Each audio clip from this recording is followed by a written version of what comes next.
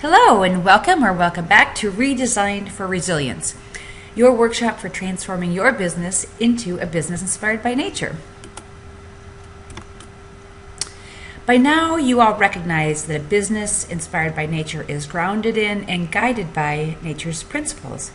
And you've seen where nature's principles are used in both the Biomimicry design spiral and the 5E spiral.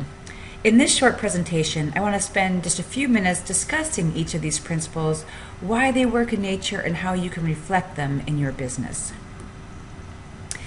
Again, here's a Biomimicry design spiral that you are now quite familiar with.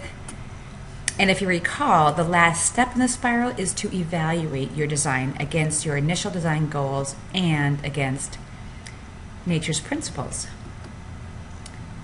And as you recall, according to nature's principles, a business inspired by nature is optimizing, resilient, adaptive, life-supporting, systems-based, and values-based.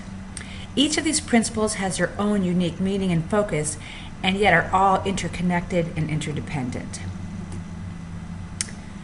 Optimizing means dynamically balancing for the many rather than maximizing or minimizing for the few. Now, we all recognize that in conventional business, we tend to use a lot of superlatives, like the best, the most, fastest, biggest, etc. And that power and money tend to be maximized for the few at the expense of the many. This is a self-reinforcing system that really inhibits creativity, adaptability, as well as being dehumanizing for most employees. In nature, optimizing is accomplished by embedding multifunctional strategies, meaning that each design component performs multiple functions. So one feature you see will perform many different functions. This is balanced by each using multiple strategies to accomplish each function, so it goes both directions. Humans tend to measure efficiency based on single metrics, which strives and is driven by the goal of maximizing or minimizing single numbers or components. Nature is clearly efficient. We all talk about that, but on the way humans measure efficiency, nature is really only efficient when measured at a whole system scale across multiple components. So if you tried to measure the efficiency of a single tree, for example, using single metrics, it would appear horribly inefficient. So to optimize, you can focus on being effective, on positive outcomes, rather than being efficient, at least the way humans tend to measure efficiency. Nature also fits form to function. We tend to hear that term a lot, so we don't really listen to what it means. So we fit form around a function. So we start with a function and we figure out what form works to make that function occur. Humans have a tendency to create forms first, deploy the form in our very dynamic human world, and then expect humans to function in a machine-like way. And when it doesn't function that way, we continually apply constraints or fixes. The fixed organizational chart, the 5-year plan, are great examples of forms that we expect to function. Nature is much more flexible, adaptable, co-evolving to optimize the form to fit function, given the unique and changing set of conditions and characteristics in which it operates. Optimizing also considers many components of the system, not just one or a few, both internal, in this case to your business, and external. We tend to design things to function independently. Humans, at least in the Western world, are really proud of the fact that we're independent, that whatever it is we design can perform all the functions that it's supposed to perform. Well, nature optimized by leveraging the system and system dynamics to accomplish functions. Optimizing is also about recognizing a range of possible positive outcomes rather than driving for predetermined fixed goals.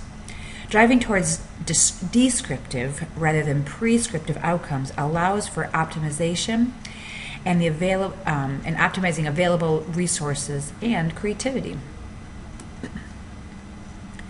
Resilience is the ability to recover from disturbance.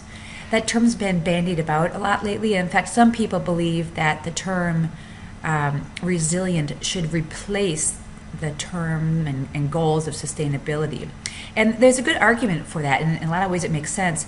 Yet, when we talk about nature's principles, we believe that being resilient is part of a bigger whole, and that we need to integrate all of nature's principles, and that's where you get the real power. And what we're really, people are really trying to get at when they're talking about sustainability. Striving for resilience can be contrasted with a more conventional approach of trying to predict and protect against disturbance or disruption.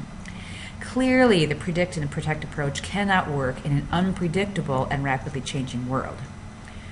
One way to build resilience is by embedding redundancy. And you can do this by accomplishing functions in more than one different way, and by having components and systems that respond in different ways to disturbance. Another way is to leverage diversity in all areas and at all different scales, including people with different perspectives, different sensors, approaches, and responses. And part of that is encouraging what I'm calling dynamic tension. When there is diversity, there is bound to be conflict and tension.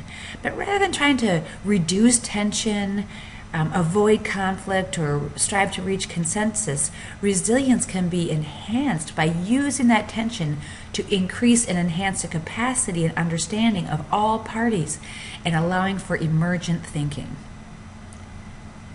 Being more decentralized and distributed allows the whole to function even if part is severely disrupted or disabled. It also allows you to make far more use of a diversity of opportunities, resources, and niches. And finally, seeking return on engagement as opposed to return on investment is about expanding and strengthening your functional ecosystem based on common values, both within your business and with your external partners. Being adaptive means continually sensing and responding to and with changes in the environment.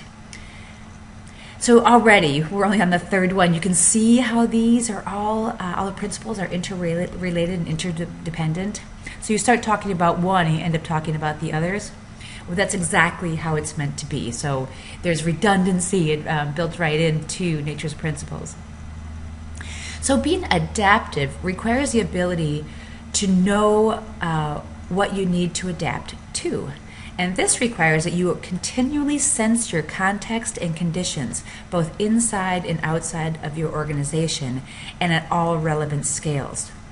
So you can see, for example, how being decentralized, distributed, and diverse fits in here. And the information that you collect has to be able to go somewhere useful, which is where embedding functional feedback loops comes in. And we say feedback loop because there are actually three parts. There's sensing or collecting the information, sharing that information or sending it out, and then responding appropriately to that information. So the organization has to have the ability to actually respond to the feedback that it gets from its diverse sensors. So simply having the capacity to drop a note in a feedback box doesn't do any good if that note isn't read and action taken based on what's written. Now, as the world changes in unpredictable ways, you need to be able to adapt at any time and in many ways. That's why you need a process for continual innovation. And as you're probably already thinking, the 5E spiral is designed just for that. Now, being adaptive is not just a response, although that's what we've been talking about so far.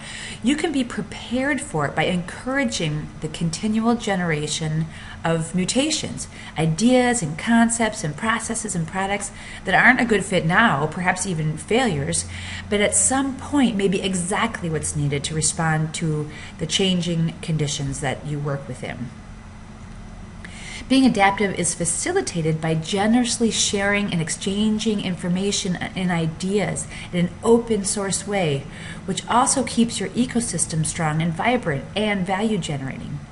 This is in stark contrast to conventional business that strives to gain value by hiding or protecting information. Life supporting. part of what we mean by life supporting is probably completely obvious to most of you if you're taking this class or listening to this little lecture. Here, the key and maybe the difference from what you might be familiar with is that doing less bad is not good enough. We have to work we humans in our businesses and our organizations have to work as positive, interactive participants of nature, working in harmony with nature. So when we say life supporting, it goes beyond what's normally discussed as sustainability. It's also about seeking synergies, which means seeking positive, harmonious relationships rather than the more conventional, competitive, fear, greed-based relationships that at best can only result in linear, myopic win-win situations. In nature, life must function and add or create value at every moment while building for the long term. You can't sacrifice one for the other. It also refers to the supporting the full, rich, diverse lives of the humans and communities that are a part of your business world. And life for humans includes concepts like fulfillment, joy, family, and love. I mean, really, why are you in business anyway? Why do you get up in the morning? How many of us would really choose money and power over all the other things that makes us human, that really make us feel truly alive? So when we're talking about life supporting, we're encompassing all of those aspects of life. Systems-based. We've talked before that nature is full of systems. It's really systems upon systems upon systems. And being systems-based for a business inspired by nature means leveraging and supporting dynamic, synergistic networks rather than going it alone. This first requires that you are not independent. We so value that in the Western world, and yet it's really a completely false concept. You aren't even an independent organism. You know, what you think of as your own personal body and your own personal space actually contains more non-human cells than human cells. And you'd actually die without the little ecosystem that you carry around with you. Many organisms in nature use the system to accomplish important functions. We are really just beginning to get that, and we're really beginning to leverage this in business with the internet and cellular networks. So if you think about your cell phone, it really does very little. It has very little capacity without the system, the internet and our cellular network. So to leverage systems, you must be aware of these systems, both internal and external, how you interact with them, and how they change and respond. We've already talked about return on engagement, and that's also important for developing strong, supportive, synergistic networks, both inside and outside of your organization.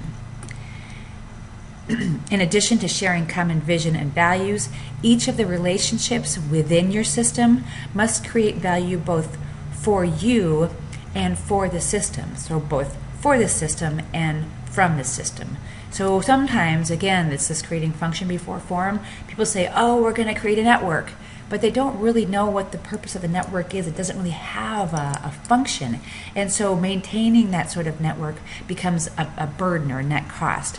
So it's important that when you create a system that you know how it creates value for you and how you can create value for it. Values-based. And again, if you're listening to this, you are probably already an incredibly values-based person, but we'll talk about this anyhow. So values-based in this situation means knowing what's important to you and always acting in alignment with your values rather than myopically focusing on the bottom line. Clearly, we're all in business to make money. That's part of sustaining a business. But being values-based means recognizing all of the other reasons you're in business and having all of those reasons reflect your values. In the how video, or how to become a business inspired by nature, we talked about the need to create a clear and common R10 vision and set of core values. They need to be articulated, organic, meaningful, and measurable. You know, many people talk about and even articulate values. But if you can't measure them, really quantify them, then that suggests you don't really understand them and certainly can't tell whether or not you're upholding them. If you think you have a sense of fulfillment, if you think having a sense of fulfillment is important, for example, how would you measure that? Just thinking about that how you'd measure it, how you'd assess it, how you'd monitor it, and then working on that helps you actually be more values-based. So I encourage you to do that. Being values-based means driving and being driven by openness, trust, curiosity, and a sense of abundance, rather than that cycle of competition, greed, fear, and scarcity that we've talked about before, and that's so common in conventional business. It means hiring and choosing to work with people that have shared value, and also respecting and supporting the values of others. Again, this is part of building strong, resilient ecosystems. And you not only live by these values and believe in them, the very act of doing whatever it is your business does expresses, reflects, and shares these values. Okay, so clearly nature's principles are all interconnected and interdependent. And as you become a business inspired by nature, these will take on much more real, deeper, more meaningful, and multifaceted meaning and purpose for you.